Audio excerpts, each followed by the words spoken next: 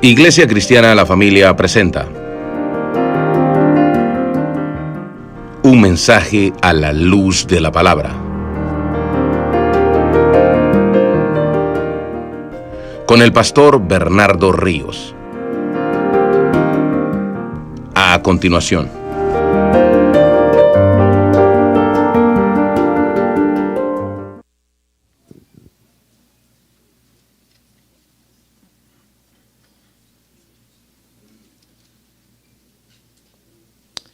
Efesios 4:17, hermanos. ¿Me dicen amén cuando lo encuentren? Amén. ¿Listos? Bueno, leemos la palabra, dice así. Esto, pues, digo y requiero en el Señor, que ya no andéis como los otros gentiles que andan en la vanidad de su mente. Oramos.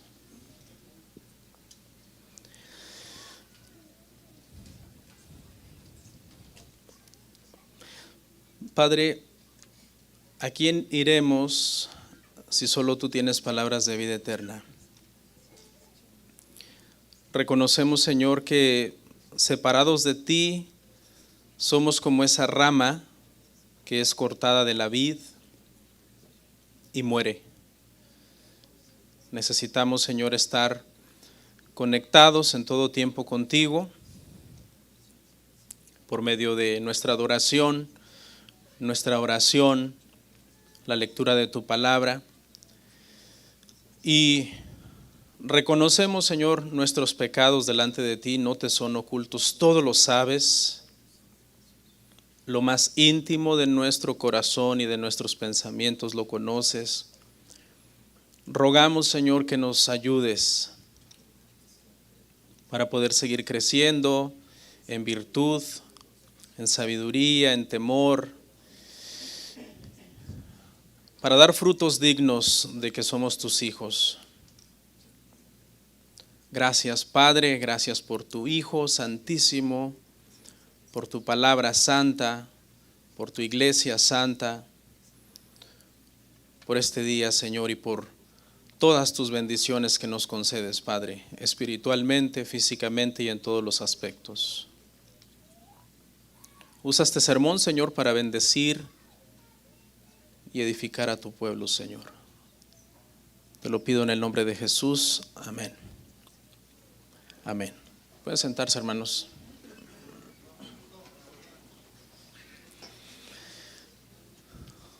El día de hoy, hermanos, vamos a ver un tema que le puse por título Antes y después de Cristo.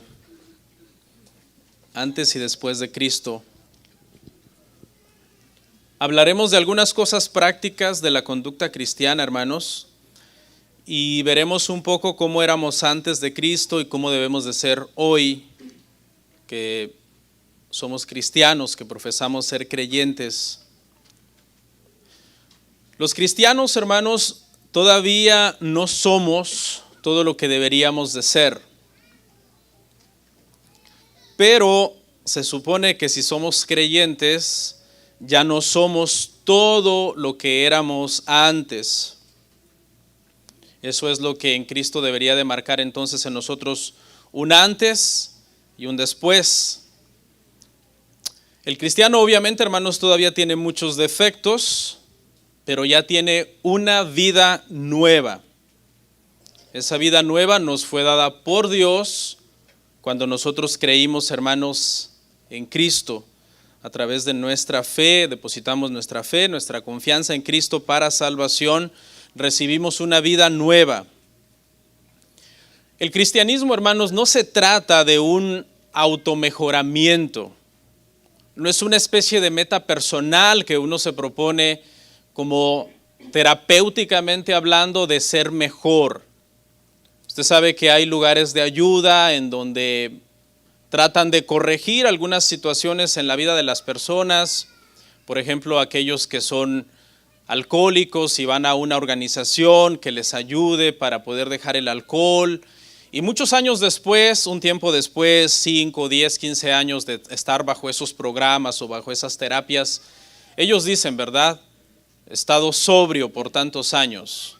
Han logrado de alguna manera una meta que en sí no es mala, pero ha sido un esfuerzo personal que ellos han hecho y su lema es, me parece que es un día a la vez, me parece, y que consiste en decir, por hoy y solo por hoy me mantendré limpio y alejado del vicio y bueno, ya mañana veremos. Y mañana como es la misma meta, entonces así llevan un automejoramiento día con día. Nosotros, hermano, en Cristo no estamos en un proceso de automejoramiento, es decir, no soy yo el que un día me paré delante de un espejo, comencé a analizar todas mis faltas, mis defectos, tanto de carácter como de conducta, morales, etcétera, y dije, debo cambiar, no puedo seguir así. No, el cristianismo, hermanos, es recibir una nueva naturaleza en donde la antigua naturaleza es reemplazada por esta nueva naturaleza, así que el cristianismo entonces no es una mejor versión de mí en sí. El cristianismo en sí es una nueva persona. Y esto lo podemos encontrar en las Escrituras. Hay infinidad de citas que nos enseñan, hermanos, que el cristiano es una nueva persona. No una versión mejorada de la persona antigua que era antes. Por ejemplo, la Biblia dice que tenemos en el Evangelio o en Cristo una nueva mente, Efesios 4:23. Nos dice que tenemos una nueva voluntad, Deuteronomio 36. Nos dice que tenemos un nuevo corazón, Ezequiel 36:26. Una herencia nueva, Hebreos 9:15. Que andamos por un camino nuevo y mejor, Hebreos 10:20. Que tenemos dentro de nosotros un espíritu nuevo que anhela ahora las cosas de Dios, Ezequiel 36:26. Y de hecho que también tenemos una ciudadanía nueva en Cristo, Efesios 2:19. El creyente entonces en su totalidad es una nueva persona, es transformado. Todavía no somos perfectos, porque alguien después de esta enorme lista de cosas nuevas, y de hecho dejé muchas, porque nos tomaría mucho tiempo hablar de todas las cosas nuevas que tenemos en Cristo, muchas personas pensarían, bueno, si los cristianos son nuevos en tantos aspectos, ¿por qué todavía yo veo cristianos que pecan? ¿Por qué yo todavía veo cristianos que están lejos de ser como Cristo o de ser perfectos? Bueno, porque como ya dijimos en esta introducción, todavía no somos todo lo que deberíamos ser, pero ya no somos todo lo que éramos antes. Eso es claro, pero todavía nos falta. Quiero hacer una aclaración, hermano, que cuando nosotros decimos que todavía nos falta y que todavía pecamos, no es una excusa para que nosotros nos demos licencia y digamos, bueno, el Señor entiende que todavía no soy perfecto. El Señor entiende que me falta mucho todavía para hacer todo lo que debería de ser. Por tanto, si llegara yo a pecar o a caer en esta tentación de la cual estoy siendo presa, el Señor lo entendería. Esa no debe de ser nuestra actitud como cristianos. Siempre debe de ser huir de la tentación y crecer en santificación. Vamos a ver el día de hoy dos puntos, hermano. Vamos a ver del verso 17 hasta el verso 24. Vamos a ver todos esos versos y dividí el pasaje así, en dos puntos. Número 1, ¿cómo éramos antes? Efesios capítulo 4, verso 17 al 19. Y número 2, ¿cómo somos ahora? Efesios 4, 20 al 24. Veamos el primero, hermanos, ¿cómo éramos antes? Abra su Biblia ahí conmigo una vez más, Efesios 4, 17. Y vamos a leer hasta el 19. ¿Listos? Dice la palabra. Esto pues digo y requiero en el Señor, que ya no andéis como los otros gentiles que andan en la vanidad de su mente, teniendo el entendimiento entenebrecido, ajenos de la vida de Dios, por la ignorancia que en ellos hay, por la dureza de su corazón, los cuales, después que perdieron toda sensibilidad, se entregaron a la lascivia para cometer con avidez toda clase de impureza. Amén. Estos versos vamos a estar viendo. Trate de mantenerse despierto. No sé si se desveló anoche. Si lo hizo, le recomiendo que no lo haga la siguiente semana. Si siente que el sueño lo domina, puede salir, no hay problema. Échese un poquito de agua fría allá afuera en el baño y luego regresa. Un consejo, ¿no? Le puede ayudar mucho. ¿No es que me moleste que esté durmiendo? Sí me molesta, la verdad, seamos honestos. Bueno, vamos a comenzar entonces. Dice Pablo, esto pues digo y requiero en el Señor. Fíjese la advertencia del apóstol Pablo. Dice, esto pues yo digo y lo requiere. Yo no sé si usted alcanza a ver el acento de autoridad que está poniendo acá el apóstol Pablo. Dice, lo requiero en el Señor. Los que predicamos, hermanos, hacemos mucho énfasis, o por lo menos eso deberíamos hacer, en abandone el pecado y busque la santificación, ¿verdad? Por lo menos en esta iglesia, pues hacemos mucho énfasis en eso. Abandone el pecado, busque la santificación. Pero resulta, hermanos, que no es en sí un capricho nuestro. Es un mandato del Señor. Por eso Pablo dice, esto yo digo y yo lo requiero en el Señor. Pablo no dice, miren, ¿saben qué? Desde mi perspectiva humana, yo como Pablo, predicador de esta iglesia, les sugeriría que abandonen el pecado y que busquen la santificación. No, Pablo dice, esto es algo requerido, esto es algo necesario. No es una opción para todos los que decimos que somos cristianos. El que pide y demanda esto es ¿quién, hermano? El Señor. Los pastores, los predicadores solamente somos el eco de algo que Dios ha dicho. A veces a mí me ha tocado decir cosas muy duras desde este púlpito y a veces cuando ya voy a casa y estoy descansando o por la noche, digo, ¿será que estuvo bien lo que dije? Porque a veces uno puede sentir, fui demasiado duro, pero una cosa que me consuela, y a veces le consulto a mi esposa, ¿cómo ves esto que dije? ¿No crees que estuvo pasado de la línea? Y me dice, ¿está en la Biblia? Le digo, sí. Dice, entonces tranquilo. Pero a veces uno se siente como que uno al decir algo duro se está presentando como el justo, el perfecto, y es una responsabilidad bien grande. Y uno como humano puede sentirse, y los que predican tal vez me entienden como, quizás se me pasó la mano. Pero el apóstol Pablo acá, hermanos, dice, esto es algo que se requiere, esto es algo que yo estoy pidiendo y requiriendo en el Señor, no por mi capricho personal.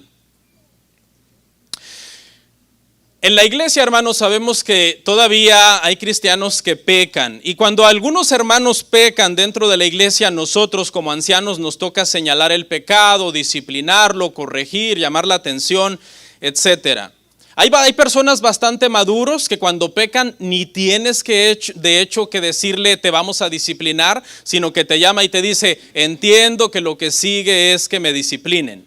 Esas personas te hacen fácil el trabajo. Pero hay otras personas que cuando pecan, hermano, empiezan a excusar su pecado y a tratar como de suavizarlo y de taparlo. Son buenos para condenarlo en los demás, pero cuando se trata de verlo en sí mismos, son buenos también para ocultarlo o para disimularlo. Hay personas, hermano, que después de pecar usan el siguiente cliché. Dicen, a mí no me anden juzgando, que me juzgue Dios. Dos cosas te quiero aclarar si tú tienes esa mentalidad que por cierto es antibíblica. Primero, si eres miembro de la iglesia, el juzgarte para mí como anciano de la iglesia no es una opción, es un deber. Es una obligación para mí. Si yo no lo hiciera, yo sería reprendido como cuando Pablo reprendió a los corintios en 1 Corintios 5 del 1 al 13 y los reprende por no hacer nada, por tener en la iglesia a un pecador que estaba cometiendo un pecado. Y Pablo se enoja con ellos y dice, y ustedes todavía están ahí muy cómodos como sin hacer nada, como si no les importara que el nombre de la iglesia está siendo manchado y el nombre de Cristo blasfemado. Así que déjame decirte dos cosas. Si tú eres de esos que dicen, a mí no me juzguen en la iglesia por mi pecado, a mí que me juzgue Dios, lo primero que te quiero decir es que para mí juzgarte no es una opción, es un mandamiento. Tengo que hacerlo. Lo segundo que te quiero aclarar es que si tuvieras sabiduría no andarías pidiendo el juicio de Dios. Más bien dirías, hermanos, júzguenme ustedes y pidan a Dios que tenga misericordia de mí. Porque déjame decirte que dura cosa es caer en manos de un Dios vivo. Esa gente que dice, a mí que no me juzguen los hombres, que me juzgue Dios, ni saben, como diría mi mamá, la camisa de 11 varas en la que se están metiendo. Es decir, el problema en el que se están metiendo pidiéndole juicio a Dios. Mejor pídele misericordia y aún así te va a dar juicio, porque Dios no deja sin disciplina a sus hijos.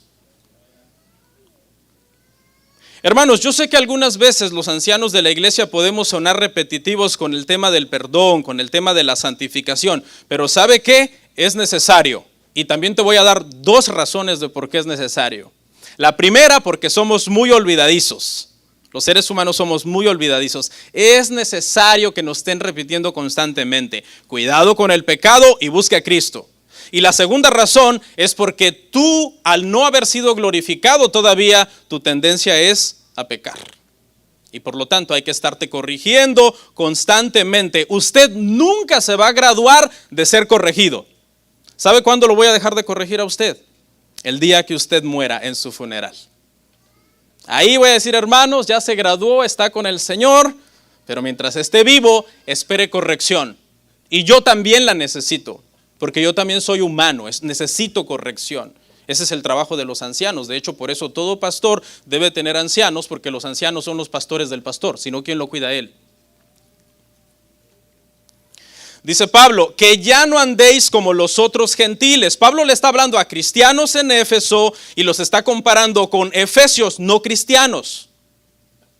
Y debe de haber entonces una diferencia entre los efesios gentiles o no cristianos y los efesios hermanos, los de la iglesia, los que son creyentes. Debe de haber una diferencia. Quiero hacer una aclaración rapidita con esta palabra gentiles, porque hay una controversia entre los cristianos que dice que los cristianos ya no somos gentiles. Y quiero aclarar algo. La palabra griega es etnos. Y en el siglo I se usaba en 2 sentidos. Y yo le quiero explicar en qué sentido ya no somos gentiles y en qué sentido sí somos gentiles. Los judíos la utilizaban en el primer sentido para llamar a toda persona no judía, ese era un gentil. Pero también la utilizaban para llamar a toda persona pagana, que practicaba una religión falsa, que no era un prosélito del judaísmo, ese también era un gentil. Entonces los judíos entendían que había personas que eran gentiles tanto étnicamente, porque no eran judíos, como gentiles también religiosamente, porque eran paganos. Nosotros, al menos yo nunca me he hecho un ADN, yo sé que no pertenezco a ninguna de las 12 tribus de Israel, yo soy gentil en el sentido étnico, porque soy mexicano, no soy judío. En ese sentido los cristianos seguimos siendo gentiles. ¿En qué sentido no somos gentiles? En el sentido religioso. No somos gentiles, porque en el sentido religioso somos cristianos, no paganos, somos hijos de Dios. Entonces esa se la dejo ahí entre paréntesis por si un día le toca debatir con un judaizante. Éfeso era una ciudad, hermano, muy importante en el Imperio Romano, pero muy llena de pecado. Estaba el templo de Diana en esta ciudad, una de las 7 maravillas del mundo antiguo. Y había muchísima inmoralidad sexual precisamente porque estaba el culto a Diana en ese lugar. Le voy a mencionar 3 pecados o 3 cosas que por lo menos caracterizaban a esta sociedad. Dicen los estudiosos que en Éfeso había mucho matriarcado. Es decir, en las casas de las personas, de los matrimonios, mandaban las mujeres. Y eso sabemos a la luz de las Escrituras que no es bíblico. Esa es la razón por la que cuando Pablo le escribe a Timoteo, cuya iglesia él pastoreaba en Éfeso, Pablo le dice que no permite que las mujeres ejerzan autoridad sobre los hombres y que se levanten y enseñen en la congregación. ¿Por qué? Porque Éfeso, una de sus características era que había matriarcado. Hermana, si alguna de ustedes es la matriarca de la casa y su esposo es su ayudante, déjeme decirle que está destruyendo a su familia. Arrepiéntase, venga a Cristo y cambie. ¿Okay? Dios no la llamó a ser la jefa idónea de su marido, sino la ayuda idónea. Eso los dejo ahí entre paréntesis para las hermanas. En Éfeso también había mucha prostitución, especialmente prostitución ritual. Porque dicen los estudiosos que había 1000 sacerdotisas prostitutas que servían en este templo de la diosa Diana y estaban por ahí ofreciéndose en todo momento, y eso era una tentación para los hombres. Y número 3, había mucha idolatría, obviamente por este culto. Hechos capítulo 19 dice precisamente que se armó un gran conflicto en Éfeso porque Pablo enseñaba y decía, no son dioses todas esas estatuillas que se hacen con las manos. Y usted se recuerda todo lo que pasó en ese lugar. Pero Pablo, estoy explicando esto para que usted entienda el contexto. ¿Por qué Pablo le está diciendo a los cristianos efesios, ustedes no pueden ser como los efesios no cristianos? Ustedes deben de tener cuidado. En su hogar no debería de haber matriarcado. Ustedes deben tener cuidado con la prostitución y todo lo que se mueve allá afuera en la calle. Ustedes deben de saber que hay idolatría en la nación y que deben de apartarse de esas cosas. Continuamos. Que andan, sigue describiendo a los gentiles, a los no cristianos, que andan en la vanidad de su mente teniendo el entendimiento entenebrecido. El no creyente, hermanos, ¿cómo tiene su mente? Pues el no creyente tiene una mente no regenerada.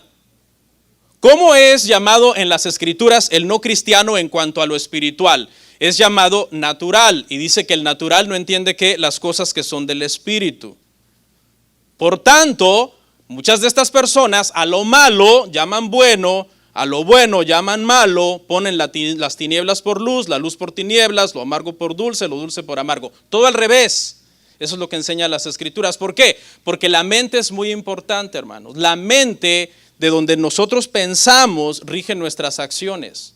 Y Pablo dice, hermano, que los gentiles que no tienen a Cristo andan en la vanidad de su mente. Y eso provoca que no haya luz. Tienen un entendimiento entonces entenebrecido. De alguna forma, acuérdese que esta cultura griega tenía la mente como algo muy importante. Se jactaban de su sabiduría, de su filosofía, de su literatura, de su educación, de su política, de su entendimiento, etc. Y Pablo lo que está diciendo es que aunque sean brillantes para las cosas del mundo, ¿están en qué? En lo espiritual, en tinieblas, con un entendimiento entenebrecido. Y Pablo está diciendo a los hermanos de la iglesia, esos son los que están allá afuera. Y ustedes eran eso también en su momento. Y deben de tener mucho cuidado de no recaer, de no volver a ese estilo de vida antiguo. Porque mire cómo estaban, ajenos, sigo ahí en Efesios 5, 17 al 19, ajenos a la vida de Dios por la ignorancia que en ellos hay, por la dureza de su corazón. Ajenos a la vida de Dios, hermano, quiere decir que a estas personas no les interesaba para nada la vida de Dios. Las cosas espirituales no les llamaba la atención en lo más mínimo. Y eso pasa el día de hoy. Los no regenerados no entienden por qué los cristianos llevamos una vida con Dios. ¿Cómo es nuestra vida con Dios? Bueno, los domingos es día de iglesia, le servimos al Señor en la iglesia, apoyamos a nuestra iglesia con nuestra ayuda financiera para que la iglesia se sostenga a los misioneros, a los pobres, a los necesitados, cubra todos sus gastos. Todas esas cosas, hermano, le son ajenos. Esa vida de Dios le es ajena a las personas que tienen la mente entenebrecida, que andan en la vanidad de su mente, que son no creyentes. Nuestra fe les parece extraña. ¿Les parece extraño también que nos abstengamos de muchas cosas en las que ellos se dan rienda suelta? Ellos no tienen freno para muchas cosas y placeres de la carne y nosotros sí. No somos perfectos, pero tenemos un freno de mano, como se dice, ¿no? Que siempre andamos ahí con el Espíritu Santo dentro de nosotros, leyendo la palabra y orando, discerniendo hasta dónde puedo llegar en esto y hasta dónde ya crucé una línea que estoy contristando a Dios y trayendo quizás deshonra al nombre de Dios porque yo me digo cristiano. ¿Está de acuerdo conmigo? Mire cómo lo puso Pedro en 1 de Pedro 4:4. A estos les parece cosa extraña que vosotros no corráis en el mismo desenfreno de disolución y os ultrajan. O sea, la vida de Dios es ajena a los incrédulos, no les gusta, les parece aburrida, les parece tonta. Tú te vas a sentar ahí a oír a un hombre por 45 minutos, 50 minutos que te dé una terapia. ¿Qué es eso? No necesitas eso. Tú lo que necesitas ser es, hay un meme por ahí que se ha hecho muy famoso en las redes sociales que dice, ser buena persona es la mejor religión que existe. ¿Han escuchado eso? Bueno, déjeme decirle que el infierno estará lleno de buenas personas. ¿Okay? ¿Por qué? Porque al cielo no se va por ser buena persona. Al cielo se va por nuestra fe en Cristo. Hay muchos caminos al infierno, hay solo un camino al cielo y ese camino se llama Cristo. Tu fe en Él. Dice que eso sucede por la ignorancia que en ellos hay. Aquí ignorancia no se refiere a ignorancia académica. Los griegos eran cultos. Se refiere a una ignorancia espiritual. O sea, la gente puede ser muy inteligente en lo secular y muy ignorante en lo espiritual. Hay una ignorancia a las cosas de Dios, son ajenos a las cosas de Dios, dice, por la dureza de su corazón. Su corazón está entonces endurecido, no quieren saber nada de Dios. Yo siempre recomiendo a los creyentes, tenga cuidado con estos gentiles cuya mente está en vanidad, entenebrecida, que son ignorantes de las cosas de Dios, que son ajenos a la vida de Dios, que no quieren nada con Dios, que su corazón está duro hacia Dios. Yo nunca he entendido por qué hay cristianos que tienen a estas personas como sus mejores amigos. Porque estas personas son enemigos de Dios. Ahora, hay que evangelizarlos y hablar con ellos y compartir con ellos, por supuesto. Pero que dice Jeremías, que ellos se conviertan a ti y no tú a ellos. Tenemos que saber discernir en qué momento es mejor cortar una relación con personas que son enemigos de Dios, porque yo amo a Cristo, yo no puedo amar a quienes odian a Dios. Los cuales, continuamos ahí, después que perdieron toda sensibilidad, Pablo sigue describiendo a estos no creyentes, dice, después que perdieron toda sensibilidad, se entregaron a la lascivia para cometer con avidez toda clase de impureza. Una palabra clave en esta frase que acabo de leer es lascivia, y habla de las tentaciones sexuales. Se dice que Éfeso era la ciudad más lasciva de todo el imperio romano. Precisamente por este culto a Diana, que era un culto que incluía prostitución, porque esa prostitución tenía que ver con el culto de la fertilidad.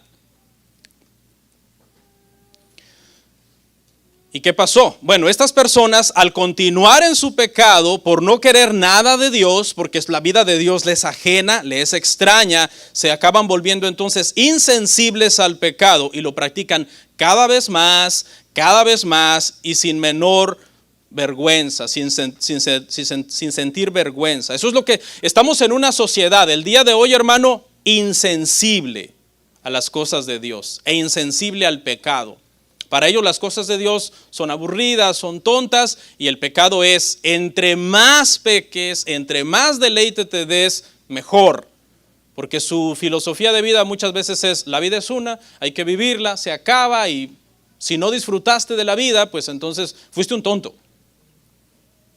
Esa es la sociedad en la que vivimos, hermano, que ha perdido toda su sensibilidad ante el pecado.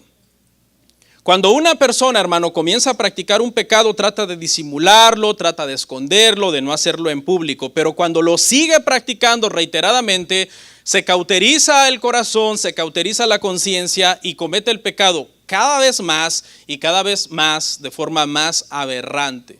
El drogadicto empieza por esconderse en un cuarto donde nadie lo vea para ponerse una inyección de heroína o darse un pase de cocaína, y después, conforme se va hundiendo y hundiendo en esa práctica, después no le importa hacerlo donde sea y enfrente de quien sea. La promiscuidad igual, el promiscuo que busca tener intimidad ilícitamente con quien no es su esposa o qué sé yo, trata de hacerlo a escondidas sin que nadie se dé cuenta, pero si continúa en esa vida de promiscuidad, después acaban hasta prendiendo una cámara para hacerlo delante de una cámara.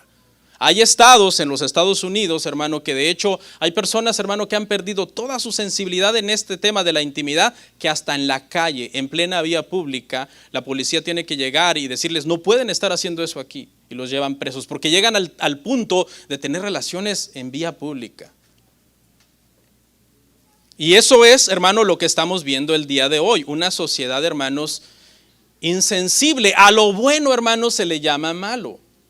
Hoy se felicita, por ejemplo, a una mujer cuando empieza una nueva relación con un hombre casado.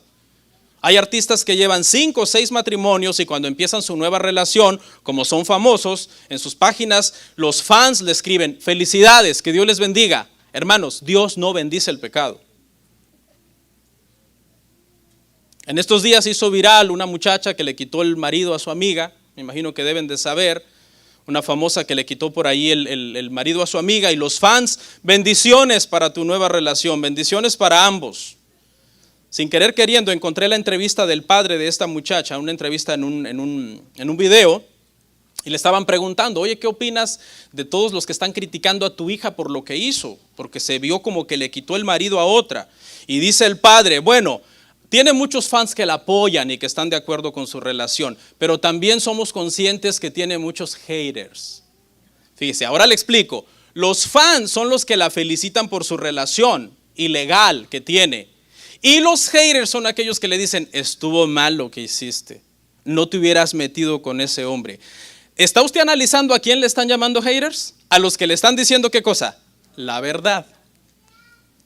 O sea, hoy para que no te llamen hater, tú tienes que ir con la narrativa de decir amén a lo que está mal. Pero si tú dices, no, yo no estoy de acuerdo, eso es adulterio, eso está prohibido, eso no se debe hacer, ¿qué te llaman en las redes sociales? Hater, promotor de odio. Estás promoviendo un discurso de odio. Hoy la verdad es odio. Incluso, hermanos, estamos en una sociedad tan insensible. Pedro dice, tengan cuidado con esa corriente del mundo, que no los arrastre. Tengan cuidado. Hermano, cristianos el día de hoy defendiendo el homosexualismo a capa y espada, hermano. Defendiendo el homosexualismo. Cristianos que si te ven a ti que dices algo en contra del homosexualismo, ellos se te vienen encima. Que tú quién eres para señalar eso. Yo cada vez, perdónenme hermanos, pero yo cada vez que veo a un cristiano defendiendo el homosexualismo, yo lo primero que pienso, seguro es homosexual. Yo es lo primero que se me viene a la mente. Cuando veo a un cristiano defendiendo el homosexualismo, digo, seguramente es homosexual. Nada más que lo disimula y lo oculta, porque otra razón no entiendo por qué vas a defender algo que está mal. Quizás lo estás defendiendo porque no te conviene que señalen a las personas que son de tu clase. Hace un tiempo, hermanos, le pregunté a un maestro de teología con respecto a qué pecado es el pecado más grave de estos tiempos y que tiene más airado a Dios. Y sin pensarlo mucho me dijo, es el homosexualismo. Yo que me quedé pensando un momento, porque sinceramente yo no le había dado mente al tema, y después comencé a leer del tema, a investigar del tema, y dije, es una respuesta muy buena, muy buena. Esto es una pandemia, hermano, en el mundo. Y entre menos resistencia haya de parte de los que estamos en contra de eso, más pronto se va a instalar esa agenda en el mundo y se va a normalizar, como para que tú de cristiano los defiendas. La pornografía está por todos lados. Estoy en la parte donde estoy explicando cómo vivimos en una sociedad que ha perdido toda sensibilidad al pecado y que debemos de tener mucho cuidado, porque si no leemos la Biblia, si no oramos, si no estamos en comunión, si no estamos espiritualmente bien, ¿qué va a pasar con esa corriente? Nos puede acabar arrastrando, hermano.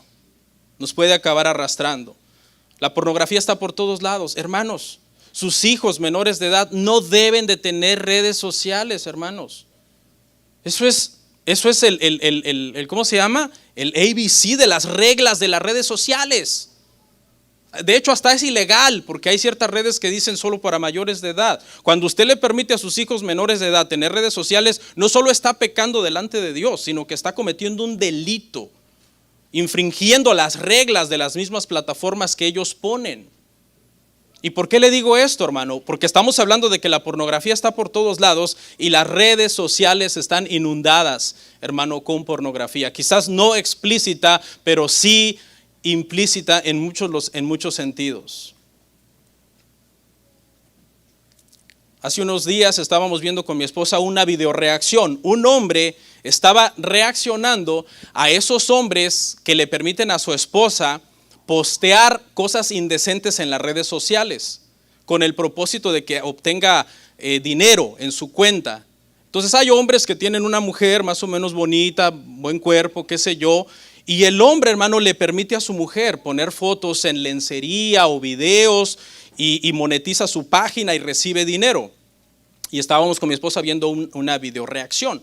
Un hombre diciendo, no, yo jamás permitiría eso. Yo jamás permitiría que mi esposa se ande vendiendo como un pedazo de chuleta o de carne en las redes sociales, exhibiéndose, hablando cosas de doble sentido, mostrándose ahí, decía el hombre. Hace como 2 o 3 días que miramos ese video con mi esposa. Cosas que antes, hermano, alguien hubiera dicho, wow, el esposo va a oponerse a que su esposa haga eso, ¿verdad? Dentro de una moralidad puritana y decente, ¿no? Pero hoy no, hoy ¿sabe qué hacen los esposos? Como no quieren trabajar y le entra dinero a su esposa con eso, más bien ellos son el camarógrafo, hermano. Andan ahí de achichincle de la nueva supermodelo. Dale, mi amor, enseña más para que nos entre más dinero. Increíble, hermano. ¿Sabe qué es eso? Eso es prostitución. Las mujeres que hacen eso son unas prostitutas. Están vendiendo su cuerpo como si fueran un chicle por 10 centavos de dólar, por un penny en las redes sociales. Hermanas, tengan mucho cuidado, hermanas. Una mujer casada, decente, ¿qué debe andar haciendo poniendo selfies sexys cada 5 minutos en las redes sociales? Eso es una falta de respeto al marido. Las mujeres no deben estar publicando, hermano, cosas en ropa interior o colgando fotos sexys cada 5 minutos, ni haciendo contenido inapropiado en las redes sociales. Mire, le voy a contar un fenómeno que yo he notado en los años en las redes sociales. En las redes sociales, hermano, yo he notado un fenómeno. Por lo general, cuando alguien me manda un friend request, yo siempre lo acepto, porque por la iglesia, soy pastor, digo, alguien a andar buscando una iglesia, quieren conocernos, siempre le doy a aceptar a todas las peticiones de amistad. Pero me he dado cuenta en el paso de los tiempos, hermano, que de repente uno ubica a una persona de otra iglesia, a una mujer. Una vez me acuerdo que comencé a ubicar a una familia de iglesia, iban a la iglesia y todo, la esposa, sus hijos, el esposo, y todo bien, cristianos. La hermana más o menos así un poco, no tan así como una modelo, ¿no? Sino así rellenita, ponía fotos de la familia, luego pasan los meses, ya pone fotos en el gym. Ok, está bien. Pasan meses, aquí mostrándoles el progreso, ya más delgada, ¿verdad? Todavía vestida decente, todavía. Pasan los meses.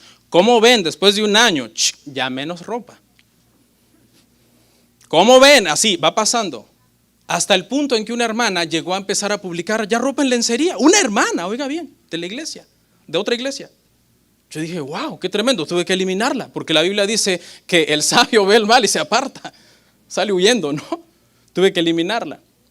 Después, por amigos en común, por conocidos, porque uno de pastor conoce mucha gente, pastores, hermanos de otra iglesia, me enteré. No, ya era otra persona, hermano, ya. Delgada, tatuada, divorciada, ya no iba a la iglesia, completa, otra persona completamente diferente. En bailes, los hijos se fueron con el marido porque ella le pagó mal con otro hombre. Terrible, hermanos. Esas cosas pasan, hermano, en una sociedad insensible que cada vez normaliza más el pecado. Lo indecente, que comienzan a ver cómo no oran, no leen la Biblia, no buscan de Dios. Lo que antes les causaba repulsión, hoy lo ven como normal. Dicen, eso es normal. Y así se van hundiendo y hundiendo cada vez más en el pecado. Cuando se dan cuenta, hermanos, están en el lodo.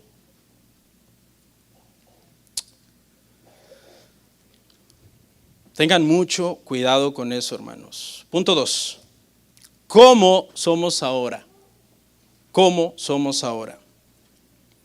Efesios 4, 20 al 24.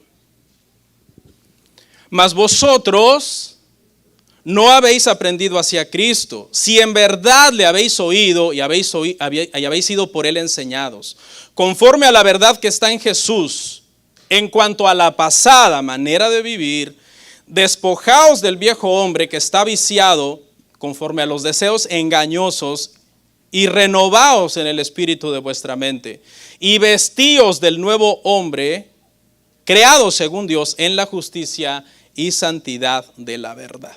Ahí está. Ya vimos cómo eran todos los efesios no cristianos, insensibles en la vanidad de su mente, corriendo en el desenfreno del pecado, y Pablo para y les dice a los hermanos, más vosotros. Y ese más vosotros marca un cambio de dirección. Ustedes son diferentes. Ellos son así porque no tienen a Cristo. Ustedes no pueden ser igual, porque es que ustedes tienen a Cristo, o por lo menos eso profesan. Dice, mas vosotros no habéis aprendido hacia Cristo. Esta frase quiere decir que cuando vino la salvación a nosotros, vino también una serie de conocimiento a nosotros. Por eso dice, no habéis aprendido hacia Cristo. Con la salvación vino, ¿qué, hermanos? Conocimiento.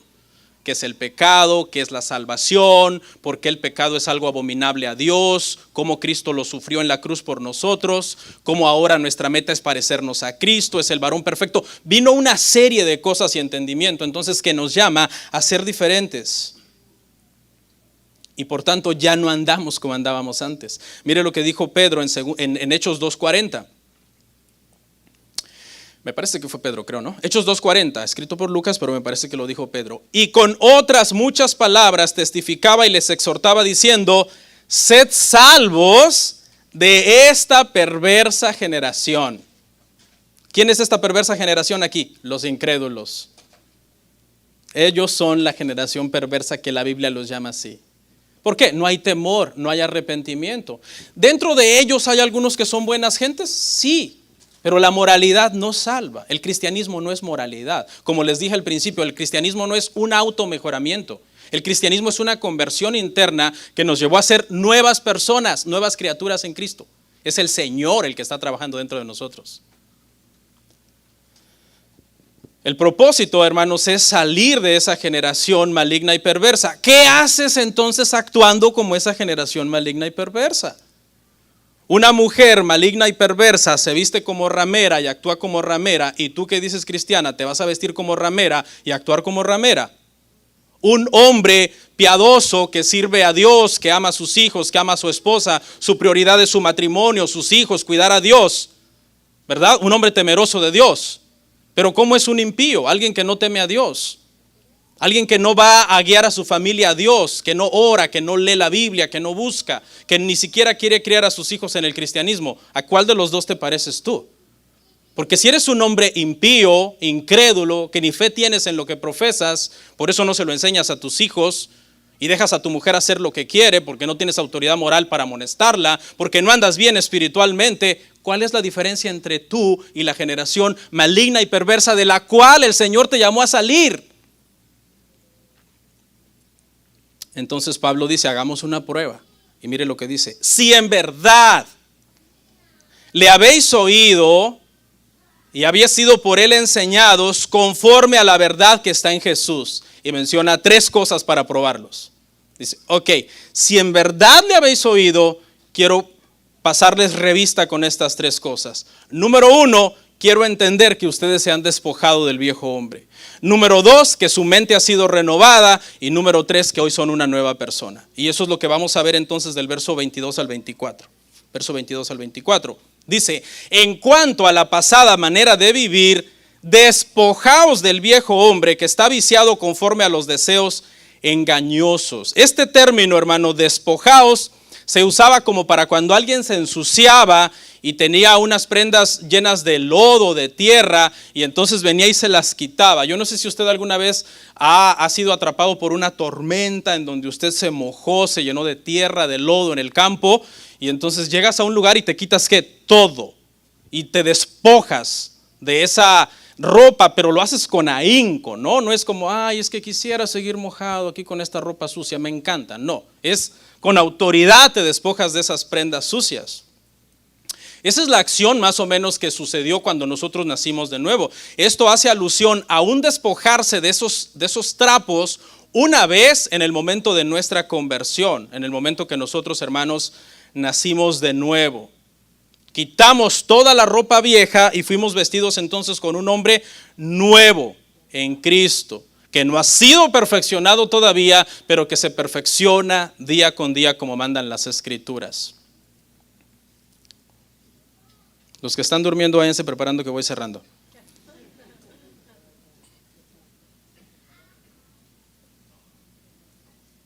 Se supone que un día nacimos de nuevo, y ese día que nacimos de nuevo, ¿qué pasó con el viejo hombre?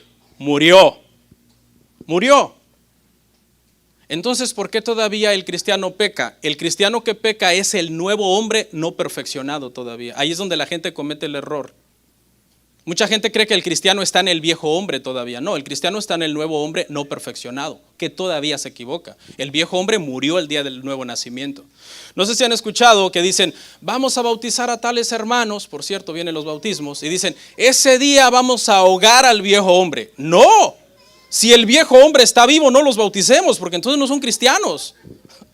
No. El viejo hombre murió cuando ellos nacieron de nuevo. Es porque ahora están muertos, ¿verdad? Muertos al pecado, no en el pecado, que ahora los vamos a bautizar. Hay hermanos que hasta bromean, no, metámoslos un buen rato para ahogar al viejo hombre.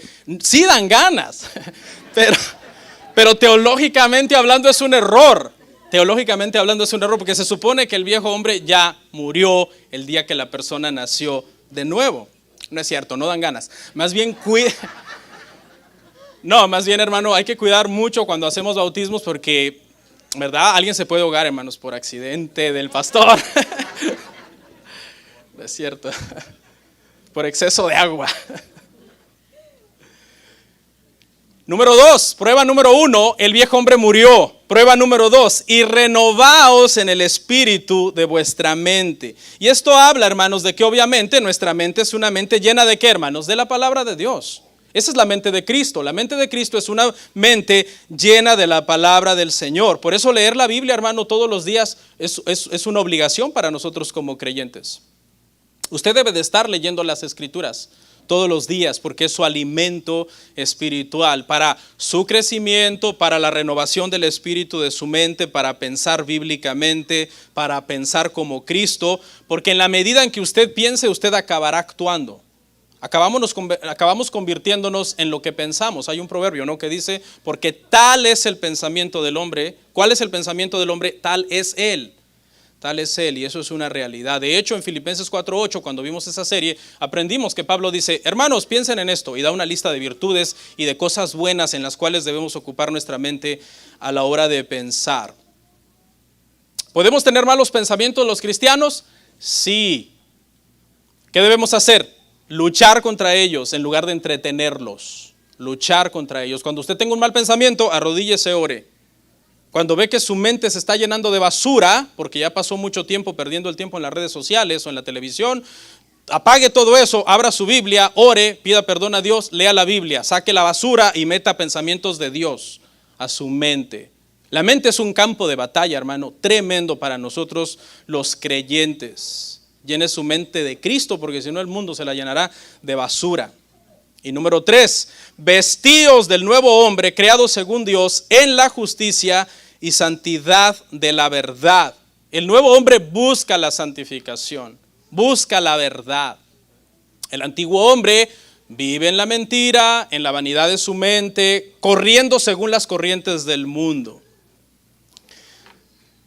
Voy cerrando. Veamos un contraste, una pequeña lámina que hice para ver un contraste entre el incrédulo y el creyente. Ok, los no creyentes, hermano, tienen una mente vana y en tinieblas. El contraste lo saqué del pasaje que vimos ya, o sea que son cosas del pasaje.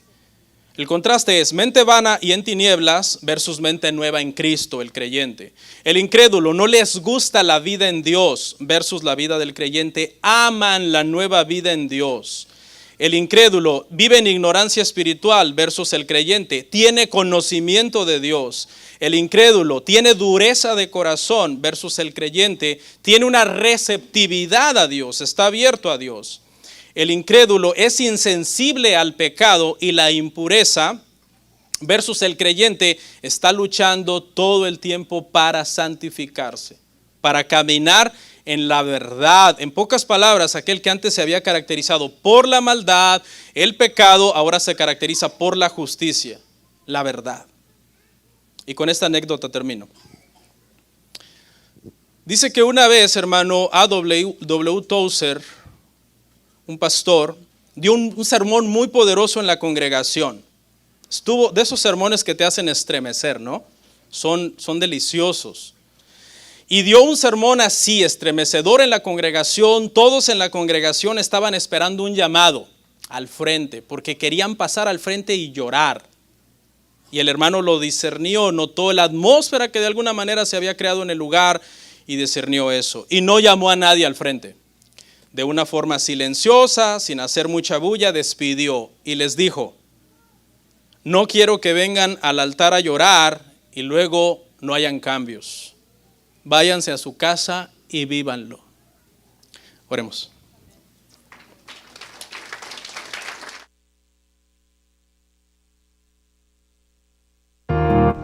comparte, suscríbete, dale like.